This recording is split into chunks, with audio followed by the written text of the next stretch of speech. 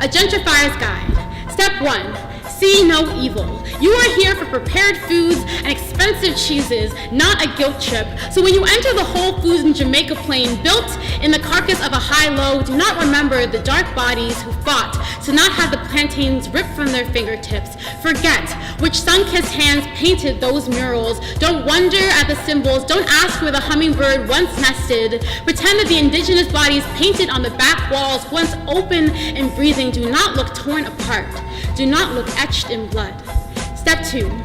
Avoid the cracks. Do not look too closely at the Dominican women with their tongues wrapped around their native flags walking past you on Center Street, or the man slowly retreating back behind the border to Chinatown in South End. Admit it. You are relieved to know they are not going inside and uncomfortable to know why. Step 3. Indulge. When you finally enter the hallowed halls, the pearly gates of the Whole Foods in South End, all shiny and new, with chandeliers and a spa to help comfort your weary middle-class feet, go to the smoothie bar. Order something with kale in it. Act surprised when you see the tomato prices. Complain, but buy them anyways. Step 4. Feel comfortable. You are surrounded by carbon copies, tan skin and peach noses. Ann Taylor and Eileen Fisher, members of book clubs and special committees. The occasional darkened brow is the minority, even in its own neighborhood. Always the minority, the majority minority, so they say.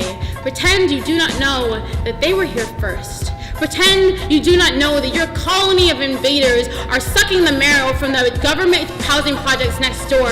Pretend that you deserve to be here. Pretend that this is your neighborhood too. Step 5.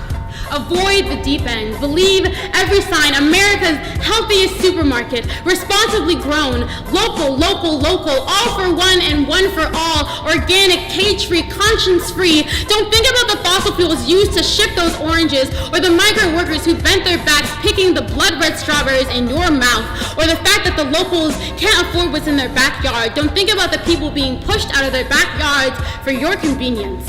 Step 6. Justify. If you are checked out by an Asian man or a young Latino boy, if you see a black hand behind a countertop, pat yourself on the back. Donate $1 to the food bank. Everything is in its place. Smiling terracotta faces in your full basket. It feels so whole. Step 7. Don't look back. When you reach your car, look up at the new condos being built next door. Don't remember what used to be there, just look up.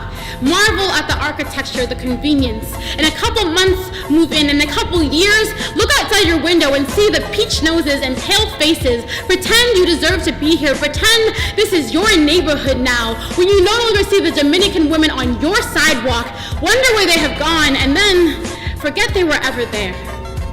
This is not a guilt trip. It's just a trip to the supermarket, right?